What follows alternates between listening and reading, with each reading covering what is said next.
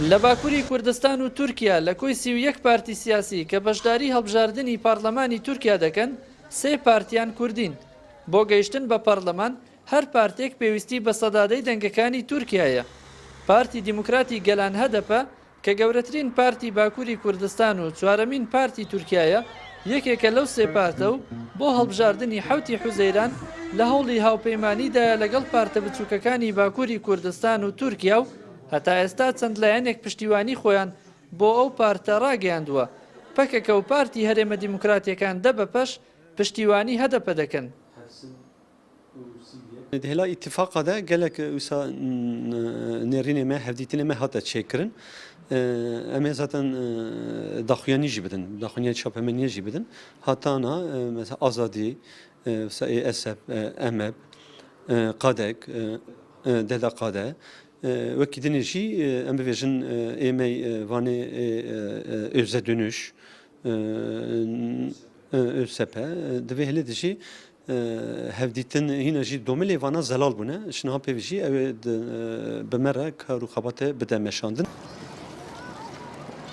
پارتی ماف و ئازادیەکان هاکپار کە پارتێکی نزیک لە پارتی دیموکراتی کوردستانی عێراقە و لەسەر ڕێبازی مستەفا بارزانی سیاست دەکات لە ساڵی 2002 دامەزراوە. ئەو پارتە ئەگەرچی لایەن ڕوونەکە ناتوانن دەنگی پێویست بەدەستبێنن بەڵام بە گوتەی خۆیان بۆ ناساندنی پارتەکەیان بەشداری هەڵبژاردن دەکەن. هەڵبژاردنê de em bi serê xwe heştê û yek bajarê Tirkiye de em kevin hilbijartinê. Ji bo serkeftinê hemin ku em sadî dehî derbas nakin ve barajê ber xelas nakin. Lê ji bo pirsa Kurd bo nasîna partî û projê me bo bigêne xelkê em li her welayetê bikevin her bajarê de bikevin hilbijartinê. پارتی دۆزی ئازاد هوداپار پارتێکی ئیسلامی باکووری کوردستانە و ماوەی 2 ساڵە دامەزراوە. لە نێوان ئەم پارتە و پەکەکە هەمیشە ئاڵۆزی هەیە. تەنانەت زۆر جار گەیشتۆتە ئاستی شەڕی چەکداری. زۆرێک دەڵێن هۆکاری ئەم ئاڵۆزیە بەردەوامە هەبوونی بەشێکی سەرکردە و لایەنگرانی ڕێخستنی حیزبوڵڵای جارانی تورکایە لە ناو هوداپاردا. حیزبوڵڵا ساڵانی 90ەکان لەگەڵ پەکەکە لە شەڕی چەکداریدا بوو. بۆ هەڵبژاردننی پارلەمانی تورکیا هوداپار بەتەنها بەشداری دەکات.